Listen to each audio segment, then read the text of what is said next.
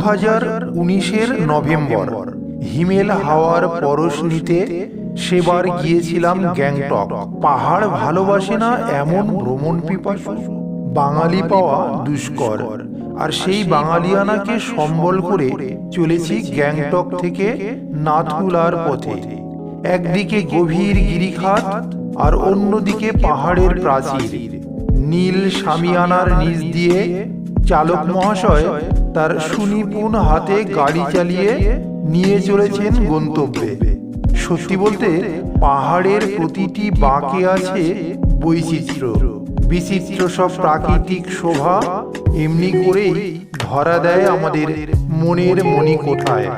Border road অর্গানাইজেশনের তত্ত্বাবধানে নির্মিত এ রোড গ্যাংটক থেকে চীন সীমান্ত নাথুলা পর্যন্ত বিস্তৃত। সমুদ্রপৃষ্ঠ থেকে প্রায় 13-14 হাজার ফুট উঁচুতে পাহাড়ের গায়ে কোনো গাছ চোখে পড়ে না। চোখে পড়ে শুধু বাদামি ক্ষুদ্র ঘাসের কার্পেট আর রাস্তার সরমিল বাঁক।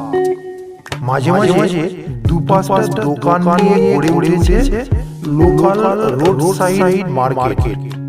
মার্কেট বললে ভুল হবে, পর্যটকদের চাহিদা অনুযায়ী চা, কফি, মোমো সাথে ম্যাগি শপ।